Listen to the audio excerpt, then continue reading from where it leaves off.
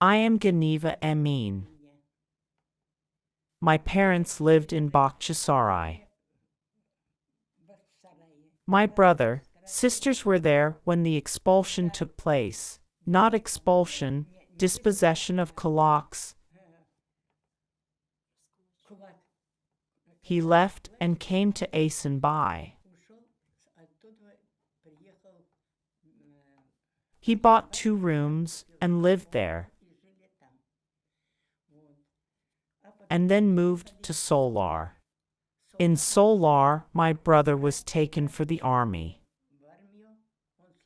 He served in Sevastopol in the Black Sea Fleet. When the war started, he was defending Sevastopol. And when the Germans took over Sevastopol,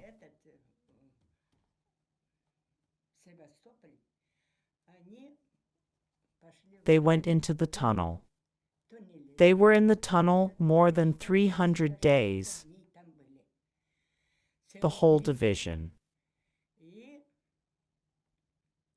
The top was bombed, but it didn't work out. And then the Germans thought of drowning them in the sea.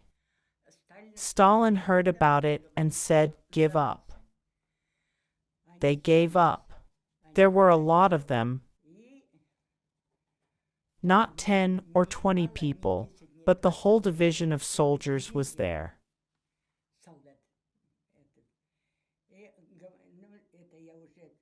I'll tell you what. There was one edge in Sevastopol and the other in Simferopol. That's how many prisoners they took and chased them up to the town. I don't know which exactly. They were exhausted, hungry. They died every day. They were dying, and there used to go a dump truck in the morning and take away the dead somewhere. And my brother pretended to be dead. He was also loaded on the dump truck and taken out. And then he escaped from there. He ran away at night among the dead and went back to his squad. What about us? We lived in Solar.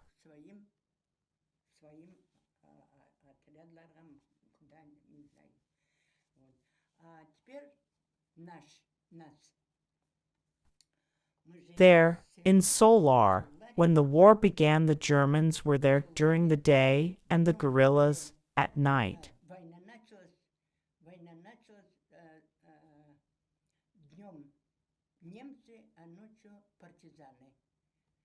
And somehow, the guerrillas managed to keep Solar for a week, and they didn't let the Germans in. My father was a hard-working man, a healthy man. He used to slaughter lamb for them every other day.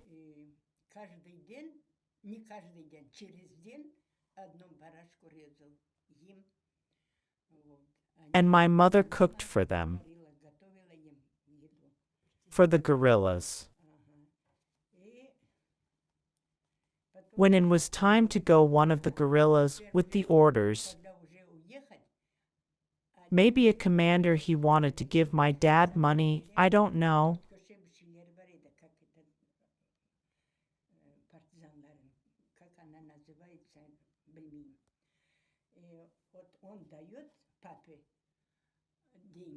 Maybe 30 rubles, maybe 300 rubles, but my father didn't take it. The commander lived with you. Yes, commander. And when my father didn't see, he put the money behind a coat rack. And then 2 days later, my mother found it. And father said that they tried to give me the money, and I didn't take it, so they put it there. This is their money. My grandpa, your father gave commander the pipe. I don't remember that. When they wanted to burn Solar, my father moved to Botchely.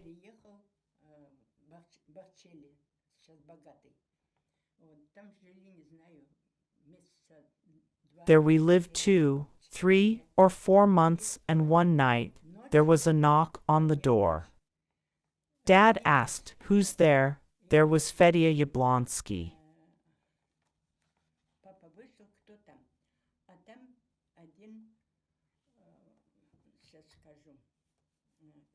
Fedya Yablonsky, he was a volunteer. They called him Fedya Volunteer. He asked to change his clothes. I don't know whether my father let him in. And again in the morning there was a knock on the door. It was 4 a.m. We have to get up now. He got up, got dressed, and there were 2 soldiers. They asked, "Why don't you open the door?"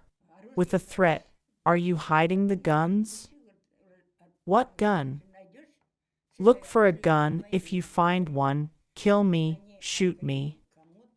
They opened up the dresser, looked for it. Dad's razor was there. They took the razor. And a belt to sharpen that razor. They took it away and said, "You have 15 minutes to get ready."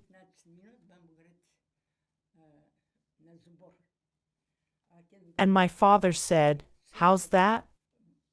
My son's at war, and my family's being deported?"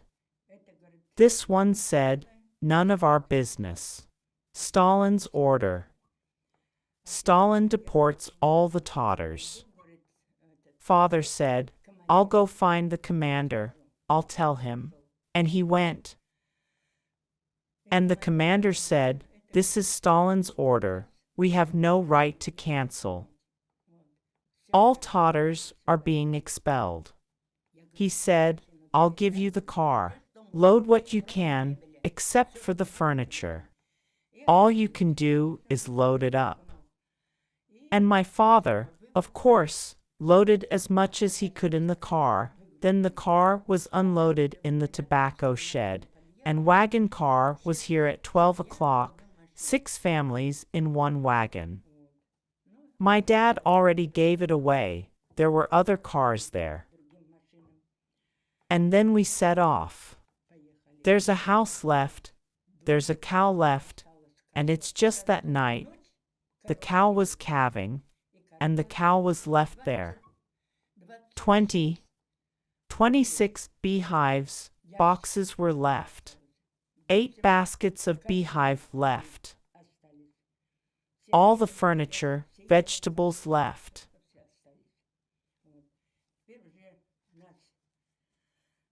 Mother was crying. My son is in the army. My daughter married in Koktash, Sinakamenka, and my second daughter is studying in Karasov-Bazar, Belogorsk. There's no one home. How do I live? She was crying. They're going to shoot us, too. Well, that's okay.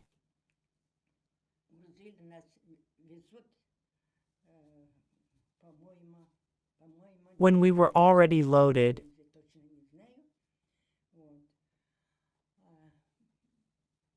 and they were taking us to Zankoy, Mom screaming, "Nuri, Nuri." When we arrived to Karasov-Bazar, Belogorsk, "Nuri, Nuri, Nuri, Nuri, Nuri." Nuri heard her, and when we got to Zankoy, she was looking for us in every wagon. Anna, and she found us. And she was with us. I don't know how long. I'm not going to lie.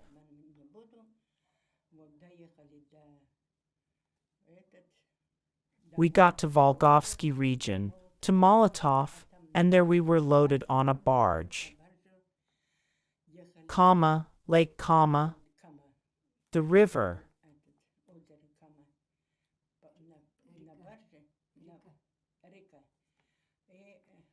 and my father fell ill. I don't know, he was very nervous and worried and got sick.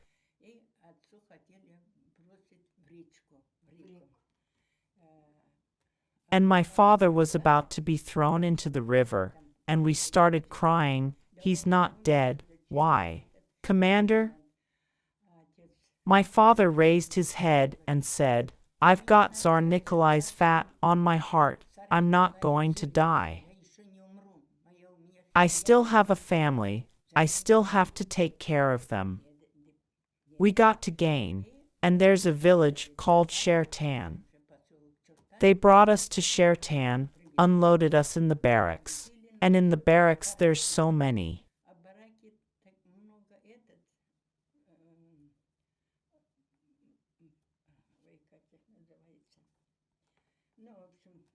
There were lice, all sorts of things. Fleas.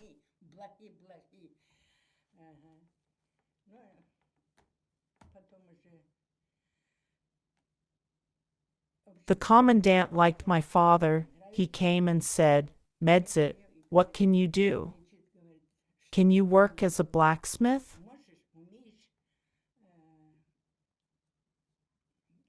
Father said, "I can." He was a blacksmith. I was a little girl, I burned little sticks, and my older sister, she studied, was a receptionist in the warehouse. Then she took me to her place as a marker, and I was marking the woods.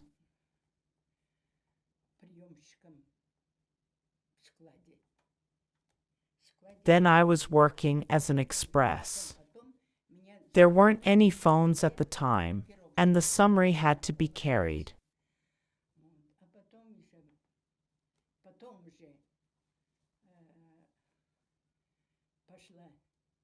From Shertan, I was the only one who carried it on foot, 25 kilometers, through 3 villages.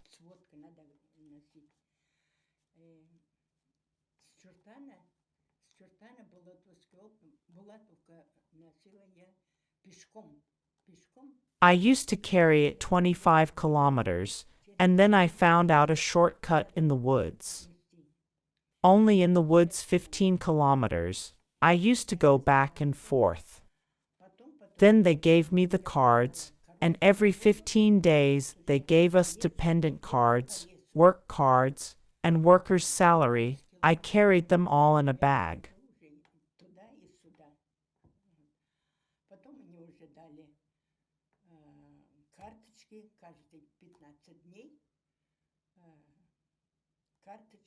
I carried money and cards, and all the people knew that I would bring money, cards.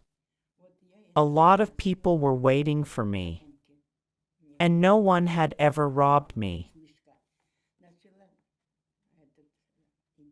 And they gave me cards, money. I'm poorly educated, and when I wasn't counting, I'd never been cheated. Not a ruble, not a single card. Sometimes I counted, sometimes I didn't. Once I was counting and a card fell under the table. I didn't see it. And the accountant said, "Emine, your card fell under the table." That's what honest people were like back then. That's how we lived.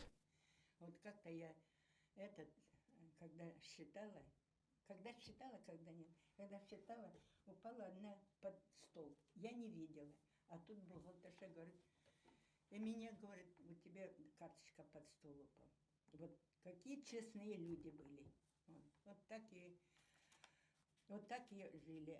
And then, when my brother was looking for us in Uzbekistan after the war, he didn't find us there. He found out we were in the Urals and called to pick us up.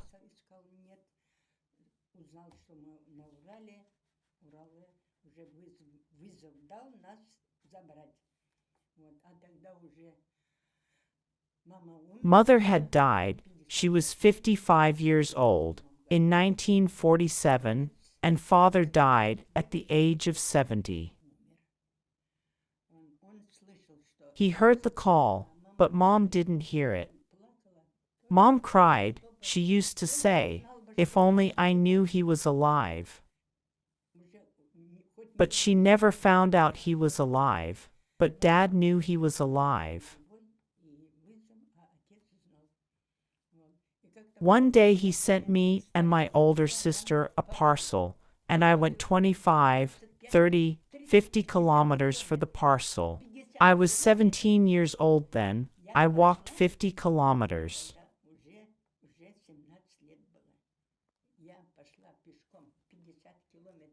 Snow, about 40 degrees below zero. I took the parcel.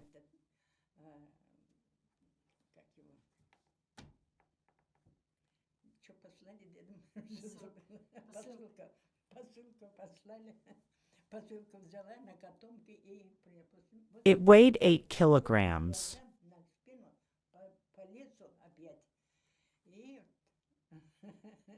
I carried it on my back through the woods. Well, what can I say? I said what I know. Maybe I forgot something. Can you say something? I forgot something. Of course, I was a little girl. I don't remember everything, but now I'm writing. Here's a whole notebook. I'm writing and writing. So what I'm about to say is, Ural Mountains, I wrote the poem Ural Mountains. I had to live in the Urals, work on the ground, work hard. I was starving, but survived. I had to live in the Urals, hunger and cold to survive. So my youth is over. Our fathers and brothers defended our homeland. They didn't spare their lives. They died. They went to battle for the motherland, and they died for the motherland. Separated the old and the young from their homeland, Stalin destroyed families. He tore the roots of the people out of their homeland, exiled without pity and in cold blood. My children and old men. They put us in the cars. All the hearths were destroyed, and everyone was crying. We were separated from our homeland, separated from home, separated from my mother, my father, from the graves of our ancestors.